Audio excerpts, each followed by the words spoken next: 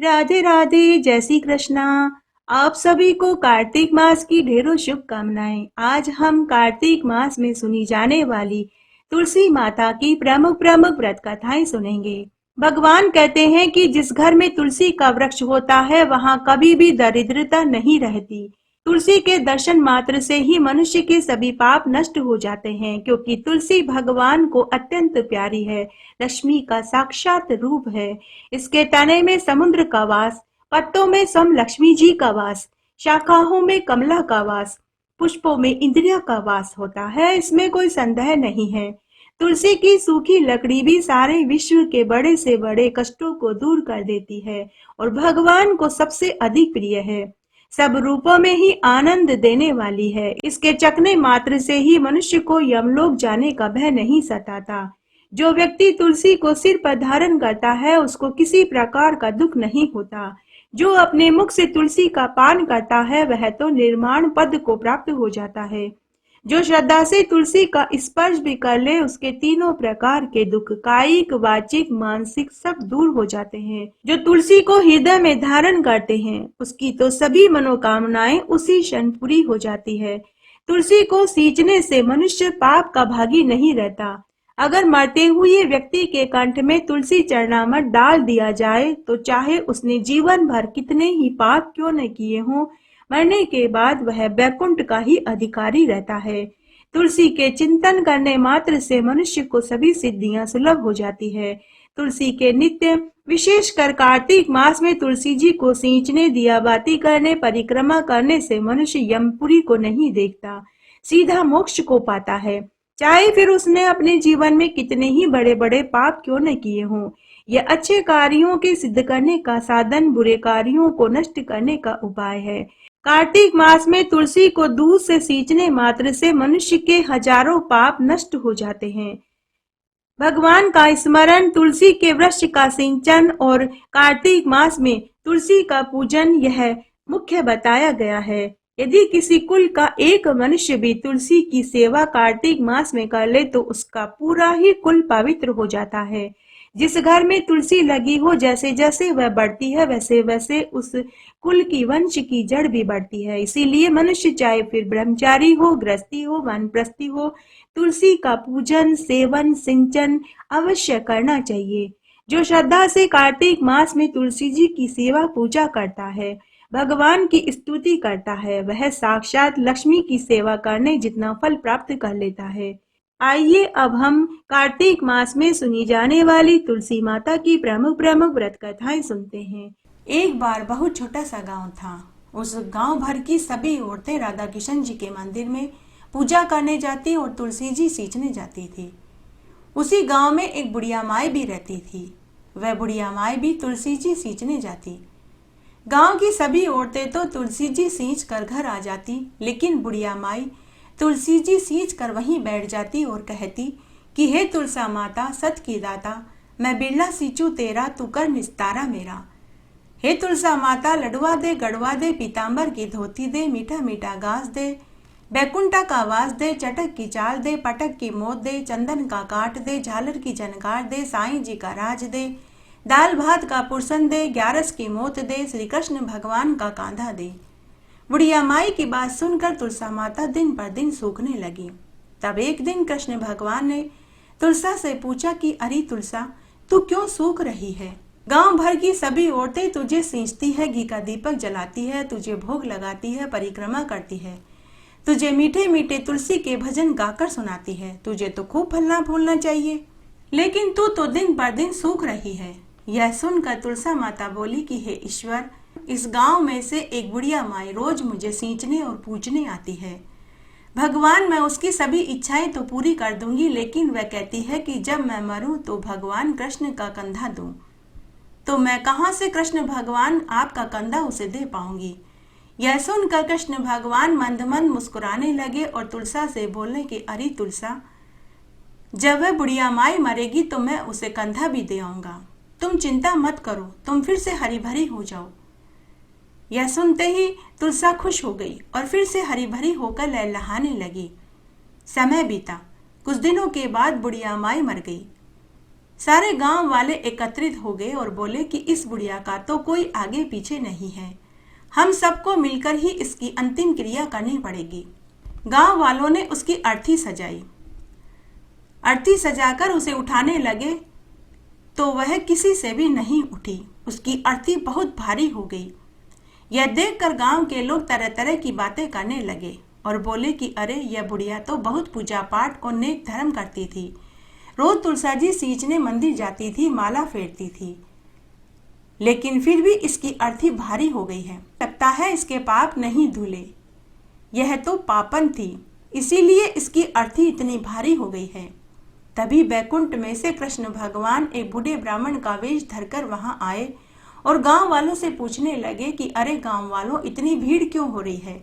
तो गांव वाले बोले कि यह बुढ़िया मर गई है, यह पापन थी, इसीलिए इसकी अर्थी भारी हो गई है, किसी के भी उठाने से नहीं उठ रही। तो बूढ़े ब्राह्मण वेश में कृष्ण भगवान बोले कि हटो, मुझे इस बुढ़िया के कान में कुछ कहना है, शायद मेरे कहने से इसकी अर्थी हल्की हो जाए।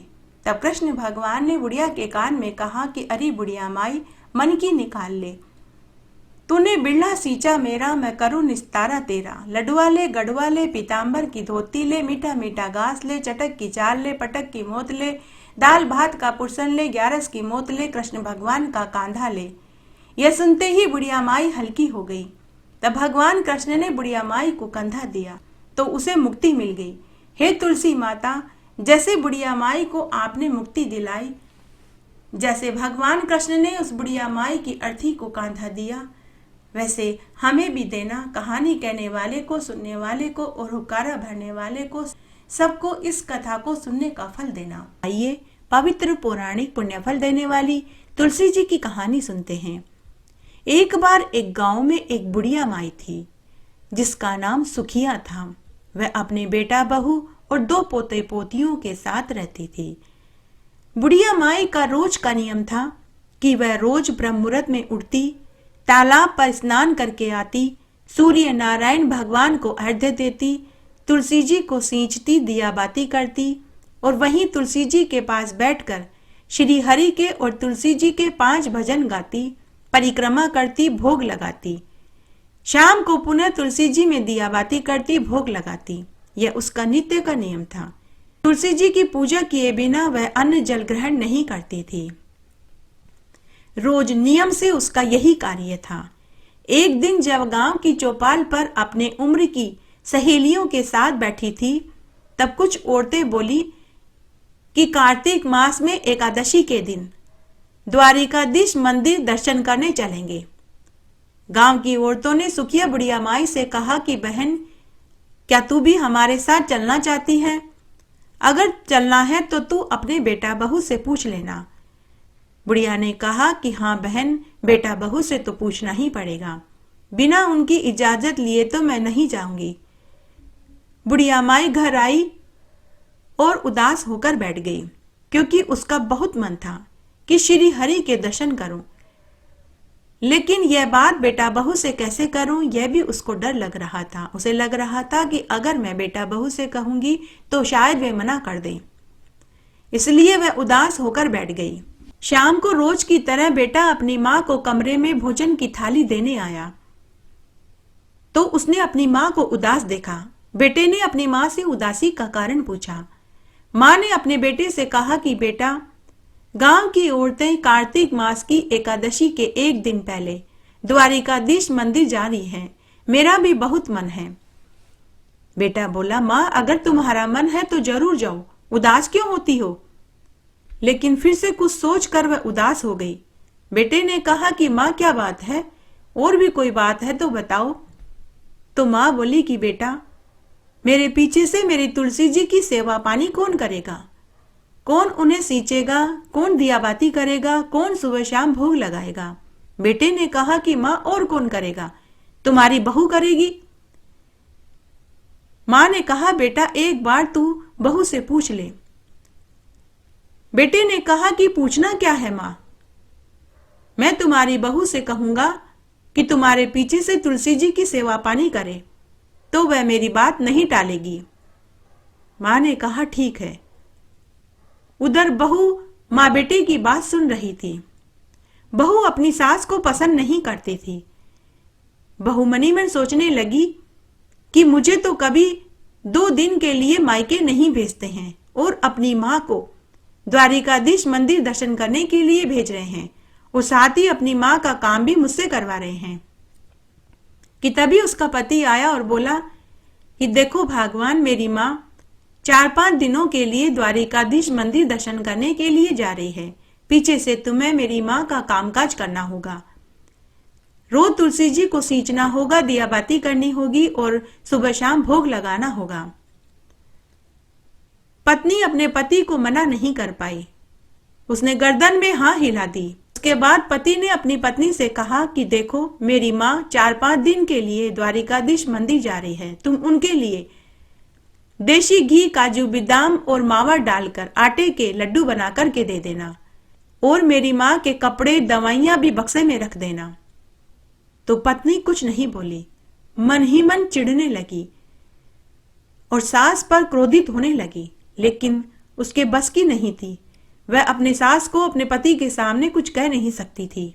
रात्रि को जब वह सोने लगी तो पूरे समय वह अपनी सास को गालियां देने लगी, अपने पति पर भी नाराज होने लगी कि मुझे तो कभी अपने मायके नहीं भेजते और अपनी माँ को 5-5 दिन के लिए तीर्थ यात्रा पर भेज रहे हैं और अपनी माँ का काम भी मुझसे करवा रहे हैं और अपनी माँ के लिए देशी घी के आटे के लड्डू भी बनवा रहे हैं।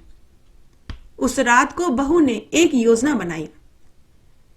जब सास के जाने की तैयारी हो रही थी तो बहू ने तुलसी के पौधे को जड़ से उखाड़कर बक्से में रख दिया और साथ ही अपनी सास के कुछ कपड़े और दवाइयां भी रख दी, लेकिन आटे और देशी घी के लड्डू सास के बक्से में नहीं रखे। वह बक्सा उसने तौलिए से अच्छे से ढक दिया और ताला लगाकर बक्सा और चाबी अपनी सास को देते हुए बोली कि सासू मां, यह बक्सा लीजिए, इसमें घी के आटे के लड्डू हैं। आप रोज सुबह शाम एक एक लड्डू खा लेना। इसमें कपड़े हैं, आपकी दवाइयां भी हैं। तब सास ने बहू को ढेरों आशीर्वाद दिए कि सदा सौभाग्यवती रहो, खूब फूलो फलो, मेरे पोते पोती खूब तरक्की उन्नति करें, मेरा बेटा हमेशा खुश रहे। आशीर्वाद देकर बुढ़िया माई अपने गांव की संगी सहेलियों के साथ पैदल यात्रा के लिए द्वारिकाधीश मंदिर की ओर चल पड़ी। संध्या हुई तो सभी ने एक जगह रात्रि विश्राम करने का निश्चय किया। तो सभी अपना अपना भोजन निकाल करके खाने लगे कि तभी बुढ़िया माई को याद आया कि बहू ने बक्से में लड्डू रखे हैं। बुढ़िया माई ने बक्सा खोला तो तुलसी माता के कृपा से उसमें तुलसी का पौधा लड्डुओं में बदल गया। बुढ़िया माई ने उसमें से 4 लड्डू निकाले, आधे आधे लड्डू करके अपने साथ की सहेलियों को दिए और एक लड्डू उसने खुद खाया। बुढ़िया की सभी सहेलियों ने बुढ़िया की बहू की खूब तारीफ करी कि अरे बहन, तेरी बहू कितना ख्याल रखती है, तेरे लिए काजू, बादाम, देशी घी के लड्डू बना करके दिए हैं। हमारी बहू ने तो तेल के पराठे बनाए हैं। दूसरी ने कहा कि हाँ बहन, तू सही कहती है, मेरी बहू ने तो सूखी रोटी और मिर्च दी है। तो तीसरी बोली, मेरी बहू ने तो बाटी और अचार दिया है। उस रात्रि को सुखिया माई मन ही मन अपने बेटा, बहू और पोते पोतियों को ढेरों आशीर्वाद देती रही। दूसरे दिन सुबह उठकर फिर से नित्य क्रिया करने के बाद वे तीर्थ यात्रा के लिए द्वारिकाधीश मंदिर की ओर चल पड़े। दूसरे दिन दोपहर तक वे मंदिर में पहुंच गए। सबसे पहले उन्होंने नदी में स्नान किया, फिर द्वारिकाधीश मंदिर के दर्शन करने पहुंचे। वहां बहुत भीड़ लगी थी, लंबी लंबी कतार लगी हुई थी। बुढ़िया माई का उस दिन कार्तिक एकादशी का उपवास था। लंबी लंबी कतारें देखकर बुढ़िया माई घबरा गई। मन ही मन सोचने लगी कि जब तक मेरा नंबर आएगा तब तक पट बंद हो जाएंगे और मैं श्री हरि के दर्शन भी नहीं कर पाऊंगी। उसने आंखें बंद करके दोनों हाथ जोड़कर भगवान से और तुलसी माता से विनती करने लगी। थोड़ी ही देर में जब बुढ़िया माई ने आंखें खोली तो उसने अपने आप को कतार में सबसे आगे पाया। सामने भगवान श्री हरि के दर्शन हो रहे थे। बुढ़िया माई को समझ में ही नहीं आया कि यह चमत्कार कैसे हुआ। तभी पुजारी की आवाज से उसकी तंद्रा टूटी।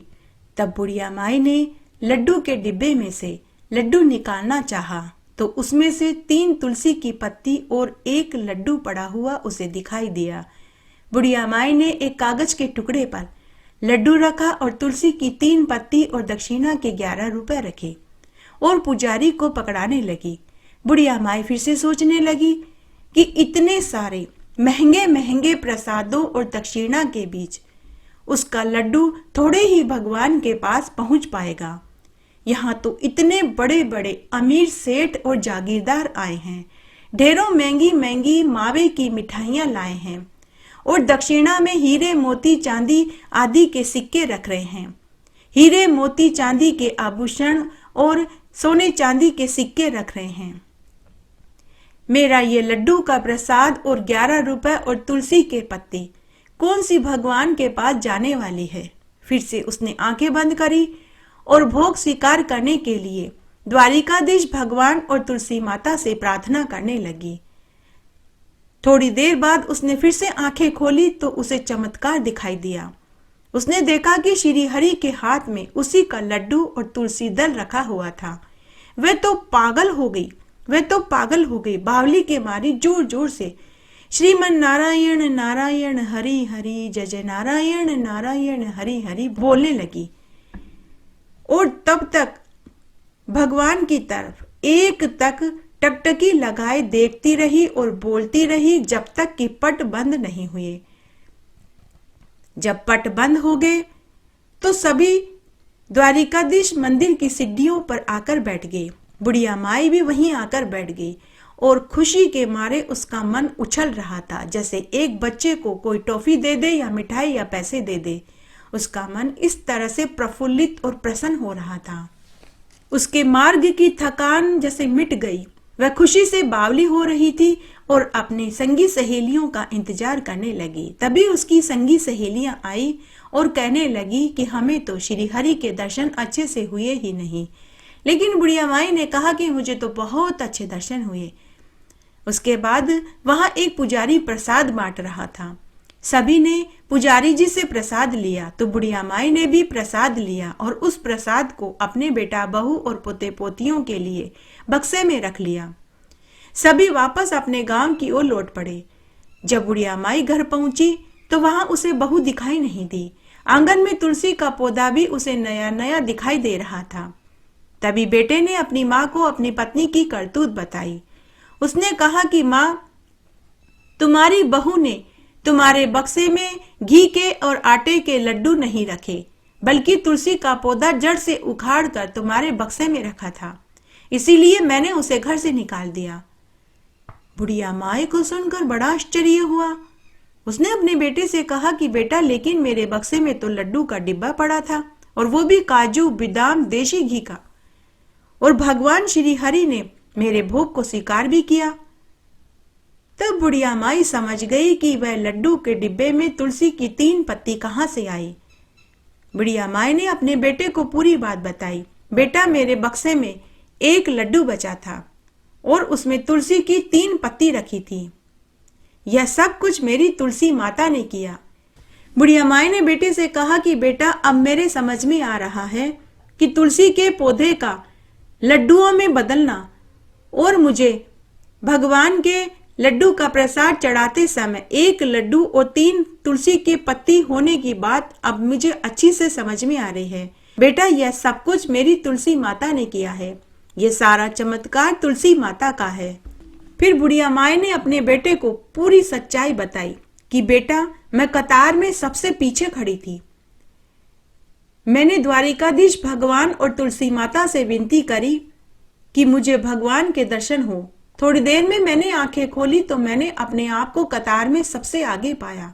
बेटा, यह सब कुछ तुलसी माता का चमत्कार है।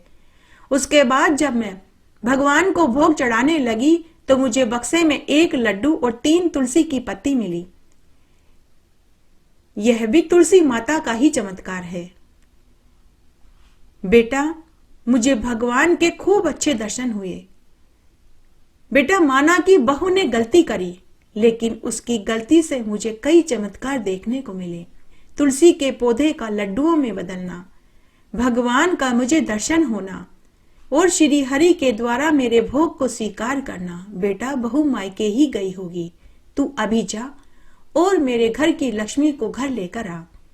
बुढ़िया का बेटा अपने ससुराल गया और पत्नी को लेकर आया। बहू ने आते ही अपनी सासू माँ के चरण पकड़ लिए और अपनी गलती की माफी मांगने लगी। सासू माँ ने कहा कि बहू, तू तो बड़ भागी है, भाग्यशाली है। तेरी वजह से मुझे भगवान श्री हरि के दर्शन हुए। माना कि तूने गलती करी, लेकिन तेरी गलती की वजह से आज मैंने कई चमत्कार देखे। बहू, मैंने तो तुझे माफ कर दिया, लेकिन भगवान से और तुलसी माता से तो तुझे खुद ही माफी मांगनी होगी। उसके लिए तुझे रोज विष्णु भगवान की पूजा करनी होगी, तुलसी जी की पूजा करनी होगी, एकादशी का उपवास करना होगा, कार्तिक का स्नान करना होगा, व्रत करना होगा। बहू ने सब स्वीकार कर लिया। बहू को तुलसी माता की महिमा समझ में आ चुकी थी कि तभी बुढ़िया के पोता पोती आए और बोले कि दादी माँ, आप तीर्थ यात्रा से हमारे लिए क्या लाए। बुढ़िया ने अपने पोते पोतियों को गले से लगा लिया और बोली कि बच्चों, मैं तुम्हारे लिए वहां से प्रसाद लाई हूं। बुढ़िया माए ने अपने पोते पोतियों को प्रसाद देने के लिए बक्सा खोला तो फिर से उसे एक अलग चमत्कार दिखाई दिया। उसका बक्सा सोने चांदी के सिक्कों से भरा हुआ था। बुढ़िया अपने बेटा बहू को दिखाते हुए बोली कि देखो, इस बक्से में द्वारिकाधीश भगवान और तुलसी माता ने एक और चमत्कार कर दिया। मेरा यह बक्सा पूरा खाली था। इसमें सिर्फ मेरे कपड़े, दवाइयां और वहां से मिला प्रसाद था जो मैं तुम्हारे लिए लाई थी, लेकिन वह प्रसाद सोने चांदी के सिक्कों में बदल गया है। मेरा तो पूरा बक्सा सोने चांदी के सिक्कों से भरा हुआ है। बेटे और बहू ने जब ये देखा तो उनका माथा ठनक गया। उनके मुंह से भी एक ही शब्द निकला, श्रीमन नारायण नारायण हरि हरि, जय जय नारायण नारायण हरि हरि। जय हो तुलसी माता की, जय हो एकादशी माता की, जय हो द्वारिकाधीश भगवान की। अब तो बुढ़िया माई के साथ बेटा बहू भी तुलसी जी की सेवा पूजा करने लगे, एकादशी और कार्तिक का स्नान और व्रत करने लगे, क्योंकि उन्हें तुलसी माता की महिमा, एकादशी का व्रत और कार्तिक के व्रत की महिमा अच्छे से समझ में आ चुकी थी। बुढ़िया माई अपने बेटा बहू और पोते पोतियों के साथ सुख से रहने लगी। एक बार बहुत छोटा सा गांव था। उस गांव में 7 भाइयों की एको एक लाडली बहन थी। 7 भाइयों का विवाह हो चुका था। माता पिता का बहुत पहले ही स्वर्गलोक गमन हो चुका था। 7 भाइयों की बहन बड़ी ही धार्मिक प्रवृत्ति की थी। जब से उसने होश संभाला तभी से वह तुलसा जी को सींचती, दिया बाती करती, भोग लगाती, 5 भजन गाती और परिक्रमा करती थी। रोज तुलसा जी की सेवा पूरे तन मन से करती थी। तब एक दिन सभी 7 भाभियों ने ननद को ताना मारा कि क्या रोज तुलसा जी की सेवा करती रहती है। अगले घर ब्याह होकर जाओगी तो तुम कोई कामकाज करना क्यों नहीं सीख लेती। ससुराल जाकर तो तुम्हें रोटी, सब्जी, चूल्हा, चौका, बर्तन, कपड़े ही करने हैं। ऐसा कहकर 7 भाभियां ननद के ऊपर हंसने लगी, लेकिन ननद कुछ नहीं बोली। इस तरह समय बीतने लगा। जब वह विवाह लायक हुई तो भाइयों ने अपनी एको एक लाडली बहन के लिए अच्छा घर वर ढूंढा। तब भाइयों ने अपनी अपनी पत्नियों से कहा कि मेरी बहन के लिए दहेज का सारा सामान तुम्हें ही लाना है, गहने, कपड़े, बर्तन इत्यादि। तो सभी ने हामी भर दी। तब 7 भाभियों ने अलग अलग डिब्बों में, किसी में तुलसा जी की पत्तियां तोड़कर डाल दी, किसी में तुलसी की जड़, किसी में तुलसी की मंजरी, किसी डिब्बे में तुलसी की टहनियां तो किसी में तुलसी की माला डाल दी।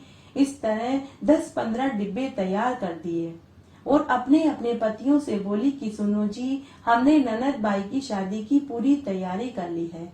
अलग अलग डिब्बों में सारे सामान रखवा दिए हैं। लेकिन ननद को सच्चाई मालूम थी। उसने अपने भाइयों से कुछ नहीं कहा, क्योंकि वह अपने भाई भाभी का घर बसाना चाहती थी, तोड़ना नहीं चाहती थी। तब शादी वाला दिन भी आ गया। भाइयों ने बहन का खूब धूमधाम से विवाह किया और बहन को ढेरों आशीर्वाद देकर विदा कर दिया। बारात दूल्हा दुल्हन के साथ चल दी।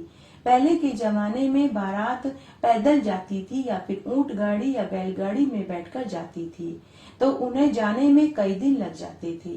तब बारात दुल्हन को लेकर पैदल पैदल चलती है। चलते चलते दोपहर से शाम हो गई। तब एक जगह उन्होंने रात्रि विश्राम किया। बारातियों को भूख लगी तो ससुर ने सोचा कि समधी जी के यहाँ से इतने सारे डिब्बे आए हैं, जरूर किसी न किसी में भोजन भी होगा। जैसे ही ससुर ने एक डिब्बा खोला तो उसमें से ढेर सारी मैदा की गरम गरम पुड़िया और आलू की सूखी सब्जी निकली। सभी बारातियों ने स्वादिष्ट भोजन खाया और रात्रि विश्राम किया। सुबह फिर वे अपने गंतव्य स्थान की ओर चल दिए। चलते चलते दोपहर तक बारात अपने गांव में पहुंच गई। गांव के सभी लोगों ने नई बहू की खूब बड़ाई करी। जब बहन ससुराल में पहुंची तो सभी ने उसकी खूब बड़ाई करी। जब ससुराल वालों ने डिब्बे खोल कर के देखे तो किसी में गहने, किसी में बर्तन, किसी में रुपयों की थैली, तो किसी में कपड़े, किसी में चावल, घी, तेल, गुड़, काजू, बादाम निकले। तुलसी के पत्ते, टहनी, बीज, मंजरी, मिट्टी सभी तुलसी माता की कृपा से गहनों, कपड़ों, बर्तनों और धन में बदल गए। हे तुलसी माता, जैसे तुलसी पूजन का फल आपने 7 भाइयों की बहन को दिया, वैसे हमें भी देना। कहानी कहने वाले को, सुनने वाले को और हुक्कारा भरने वाले को। एक बार एक गांव में एक ब्राह्मण दंपति थे। ब्राह्मण अपनी बीमार बूढ़ी माँ और 3 बच्चों और पत्नी के साथ रहता था। ब्राह्मण अपने यजमानों के यहाँ पूजा पाठ, धर्म कर्म, भजन कीर्तन के काम करने जाता। बदले में वे उसे आटा, दाल, तेल, घी, गुड़ और रुपये देते थे। उसी से उसका गुजर बसर चलता था। ब्राह्मण बड़ा ही नेक दिल का था। वह हर महीने की दोनों एकादशी का उपवास रखता था। वह एकादशी के दिन अपने यजमानों के यहाँ भिक्षा लेकर नहीं आता था। उस दिन स्वयं यजमान उसके घर सीधा रखने आते थे। ब्राह्मणी अपने पति से बड़ी परेशान रहती थी। ब्राह्मणी आए दिन अपने पति को ताने देती कि इस तरह हमारा गुजर बसर कैसे चलेगा, आप कुछ काम और क्यों नहीं करते। तो ब्राह्मण बोला कि भगवान, हमें इतना मिल जाता है कि हम भर पेट भोजन खा लेते हैं, लेकिन हम कभी भूखे नहीं सोते। लेकिन ब्राह्मणी बोली कि अभी तो हमारे बच्चे छोटे हैं, बड़े होंगे तो पढ़ाई लिखाई और विवाह में बहुत पैसा चाहिएगा। हम आपकी इस कमाई से धन जोड़ ही नहीं पा रहे। तो ब्राह्मण बोला कि भगवान, मुझे और कोई काम करना भी नहीं आता, तुम ही बताओ मैं क्या करने जाऊं। तो ब्राह्मणी कहती कि आप कोई भी काम करो, लेकिन आप इस काम को छोड़ दो। इस तरह ब्राह्मणी आए दिन अपने पति से लड़ाई करती रहती थी। उन्हीं के नगर का राजा बड़ा ही दानी था। वह सभी ब्राह्मणों, गरीबों, जरूरतमंदों, साधु सन्यासियों को रोज दान दिया करता था। उसके दरबार से कोई भी खाली नहीं जाता था। अब एक दिन ब्राह्मणी को पता चला कि उनके नगर का राजा ब्राह्मणों को खूब दान दक्षिणा देता है। तब ब्राह्मणी अपने पति से बोली कि हे स्वामी, आप भी हमारे नगर के राजा के पास जाइए और उनसे दान मांग कर लाइए, शायद इससे हमारी गरीबी दूर हो जाए। लेकिन ब्राह्मण बोला कि अरे भगवान, हमें राजा का धन नहीं लेना चाहिए। राजा का धन पता नहीं कहां कहां से आया होगा। पता नहीं राजा ने किसका दिल दुखा कर के धन एकत्र किया होगा, गरीबों का खून चूस कर धन एकत्र किया होगा। पता नहीं गरीबों के ऊपर लगान लगाया होगा या किसी की जमीन हड़पी होगी। भगवान, हमें ऐसा धन दान में नहीं लेना चाहिए। मैंने अपनी पूरी उम्र मेहनत मजदूरी करके ही घर चलाया है, इसलिए मैं राजा के पास दान मांगने नहीं जाऊंगा। ऐसा धन कभी भी फलता फूलता नहीं है, हमेशा मेहनत का धन ही फलता फूलता है। लेकिन ब्राह्मणी के ऊपर अपने पति की बातों का कोई असर नहीं हुआ। उसने तो सिर्फ एक ही रट लगा दी कि या तो आप राजा से दान मांग कर के लाइए, नहीं तो मैं अपने बच्चों को लेकर हमेशा हमेशा के लिए मायके चली जाऊंगी। आखिर ब्राह्मण को ब्राह्मणी की बात माननी ही पड़ी। सच कहा गया है, त्रियाहट, बालहट, राजहट, इसके आगे किसी की नहीं चली। ब्राह्मण को ब्राह्मणी की जिद के आगे हार माननी ही पड़ी। तब उस रात को ब्राह्मण सोचता रहा कि मैं राजा से ऐसा क्या मांगूं जिससे मुझे दान भी मिल जाए और मेरा धर्म भी भ्रष्ट न हो। बहुत सोच विचार करने के बाद दूसरे दिन ब्राह्मण राजा के दरबार में पहुंचा। तब एक दरबारी ने राजा को संदेश दिया कि हे महाराज, हमारे नगर का एक ब्राह्मण आया है। राजा ने ब्राह्मण का खूब आदर सत्कार किया और पूछा कि हे ब्राह्मण देव, आपके आगमन से मैं धन्य हो गया। आप बताइए, मैं आपको क्या चीज दान में दूं? स्वर्ण, चांदी, धन, वस्त्र, अन्न, दूध देने वाली गायें, जमीन, जायदाद, आप जो कहेंगे मैं वही चीज आपको दान में देने को तैयार हूं। ब्राह्मण थोड़ी देर तक तो सोचने लगा, फिर इधर उधर देखने लगा और फिर बोला कि हे महाराज, मुझे आपसे एकांत में बात करनी है। तब राजा ने अपने सभी मंत्रियों, दरबारियों, सेवकों और नौकरों को बाहर भेज दिया। उसके बाद राजा ने ब्राह्मण से कहा कि हे ब्राह्मण देव, अब बताइए, आप मुझे ऐसा क्या कहने वाले हैं जो आपने सभी को बाहर भिजवा दिया? तो ब्राह्मण बोला कि हे राजन, जो मुझे आपसे दान में चाहिए उसी के बारे में मैं आपसे बात करना चाहता हूं। राजा ने कहा कि बताओ, जो तुम कहोगे वही चीज मैं तुम्हें दान में दूंगा। मैं तुम्हें वचन देता हूं कि तुम खाली हाथ नहीं जाओगे, यह मेरा वादा है। तब कुछ देर सोचने के बाद ब्राह्मण थोड़ी हिम्मत करके राजा से बोला कि हे महाराज, मुझे आपकी मेहनत की कमाई दान में चाहिए। अब राजा सोच में पड़ गया कि उसके खजाने में जो धन है, सोना चांदी है, आभूषण है, वो उसकी मेहनत की कमाई के नहीं हैं।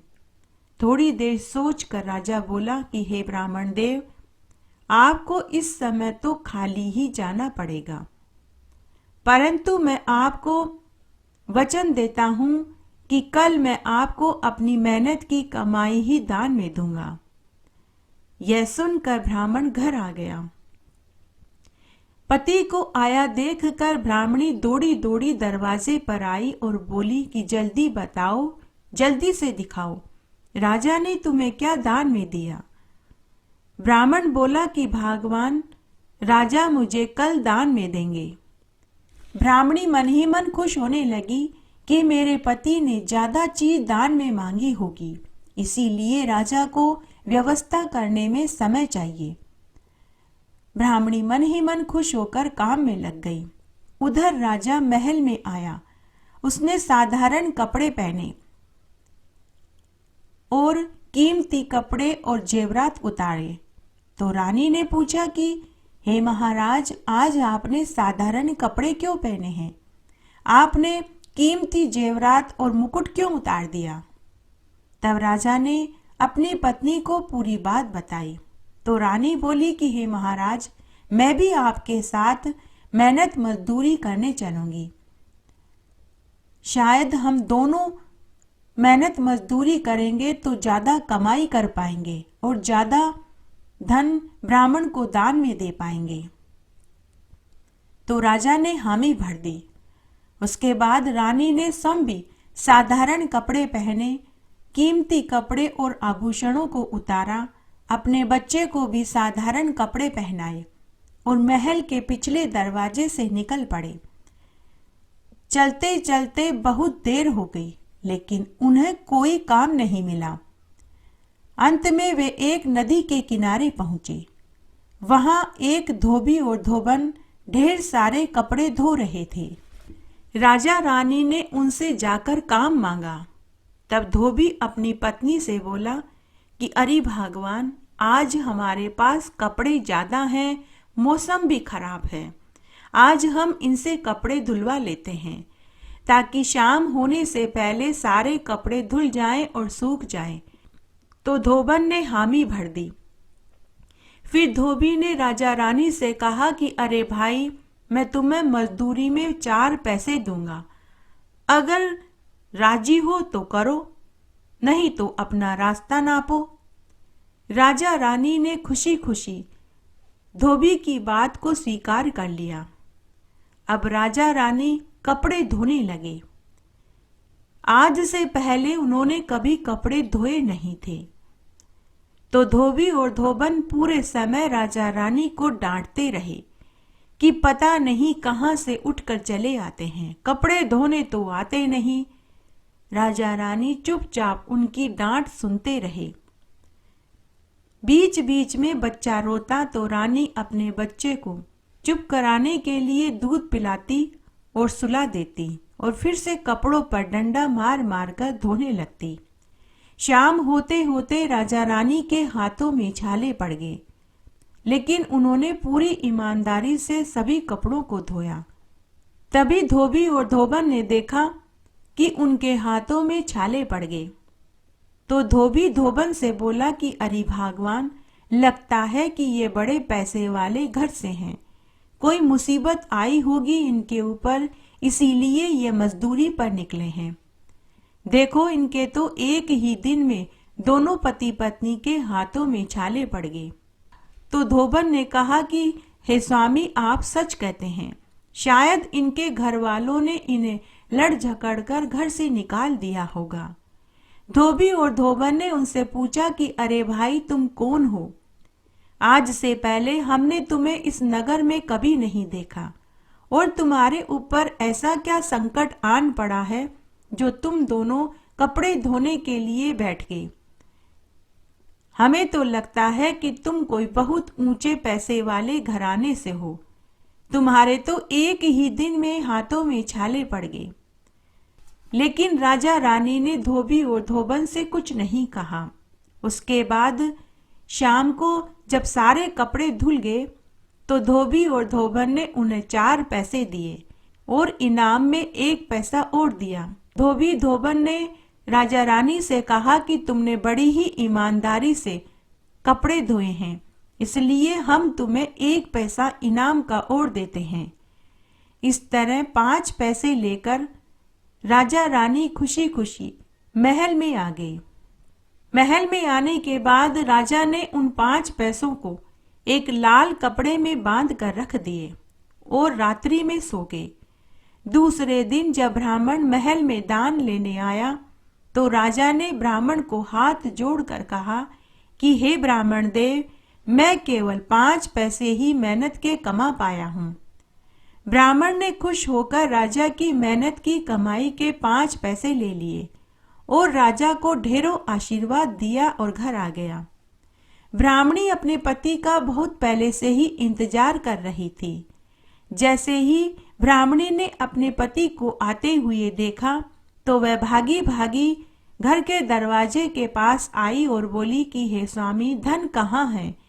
क्या कोई गाड़ी पीछे धन लेकर आ रही है? तब ब्राह्मण ने अपनी जेब में से 5 पैसे निकाले और अपनी पत्नी को पकड़ाते हुए कहा कि लो भगवान, राजा ने मुझे ये 5 पैसे दान में दिए हैं। 5 पैसे देखकर ब्राह्मणी आग बबूला हो गई और बोली कि तुम तो पागल हो, तुम्हें तो दान मांगना भी नहीं आता। इन 5 पैसों का मैं क्या करूं? और वह उन 5 पैसों को वहीं पटक कर दन दनाती हुई अंदर चली गई। ब्राह्मण ने उन 5 पैसों को उठाया और घर के तुलसी क्यारे में रख दिया। सोचने लगा कि ब्राह्मणी का जब गुस्सा शांत होगा तो वह इन पैसों को ले लेगी। इस तरह फिर से दिन बीतने लगे। ब्राह्मण और ब्राह्मणी उन 5 पैसों के बारे में दोनों ही भूल गए। ब्राह्मण ब्राह्मणी रोज पूजा करके तुलसी क्यारे को जल से सींचते थे और दिया बाती करते थे। जिससे वे 5 पैसे फूल पत्तियों में ढक गए। इस तरह से कई दिन निकल गए। फिर 1 महीने के बाद उस तुलसी क्यारे में 5 छोटे छोटे तुलसी के पौधे उग आए, जिनकी हर लड़ी में सच्चे हीरे मोती झिलमिला रहे थे। ब्राह्मण और ब्राह्मणी ने कभी सच्चे मोती देखे नहीं थे, तो वे उन्हें तुलसी का ही बीज समझने लगे। तब एक दिन तुलसी माता ने सोचा कि ये दोनों पति पत्नी तो बड़े ही भोले हैं। धन इनके आंगन में है और फिर भी ये गरीबी से जीवन जी रहे हैं। तब तुलसी माता ने एक माया रची। उस नगर के राजा के पास मानसरोवर के हंस थे। वो केवल सच्चे मोती ही खाते थे। तुलसी माता ने अपनी माया से राजा के पास से सच्चे मोती खत्म कर दिए। उस राजा ने एक नियम ले रखा था। वह रोज मानसरोवर के हंसों को मोती खिलाने के बाद ही भोजन करता था। जब राजा ने देखा कि उसके खजाने में सच्चे मोती खत्म हो गए, तो राजा ने पूरी नगरी में ढिंडोरा पिटवा दिया कि जिनके पास भी सच्चे मोती हैं, वे लाकर राजमहल में जमा करा दे और बदले में सोने चांदी की अशर्फियां ले ले। बेचारे ब्राह्मण और ब्राह्मणी को तो मालूम ही नहीं था कि उनके आंगन में तुलसी क्यारे में सच्चे मोती की लड़ियां लटक रही हैं। उधर राजा 4 दिन से भूखा रहा, क्योंकि वह हंसों को मोती नहीं चुगा पाया, तो उसने भी अन्न जल ग्रहण नहीं किया। तब तुलसी माता ने एक बुढ़िया का वेश धरा। वो ब्राह्मण के घर भिक्षा मांगने आई।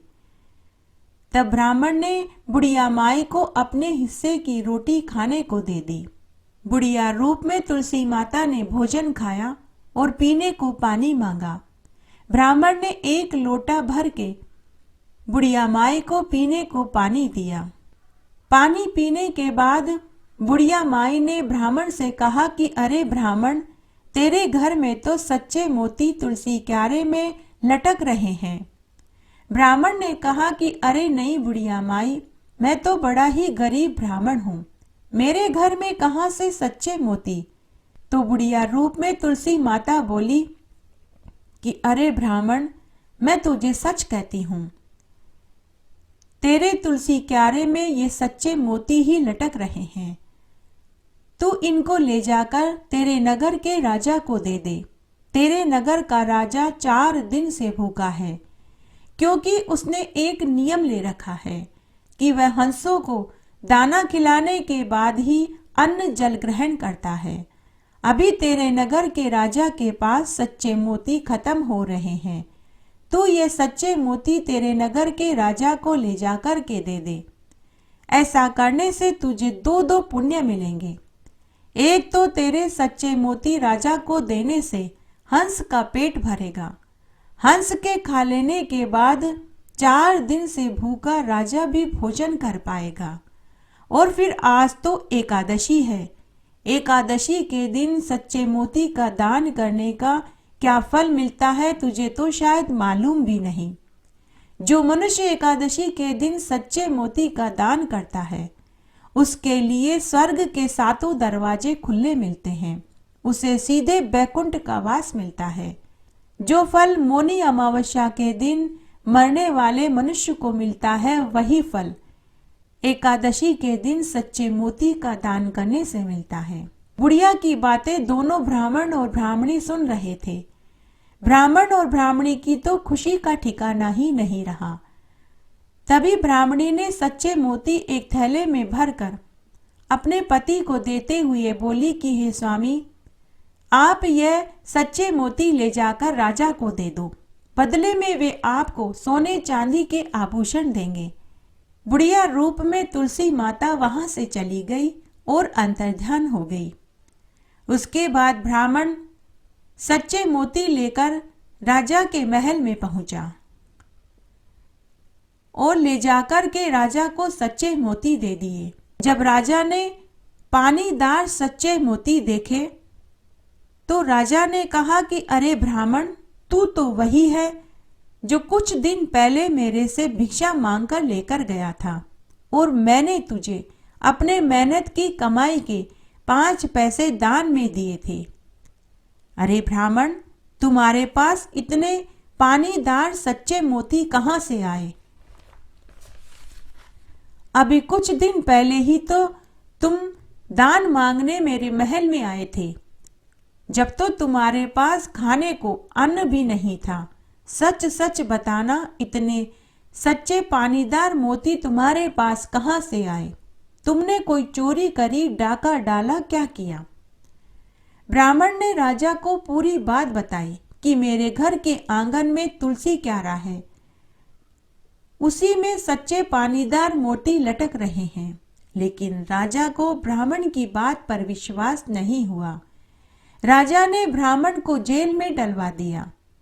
घर पर ब्राह्मणी बहुत दुखी हुई।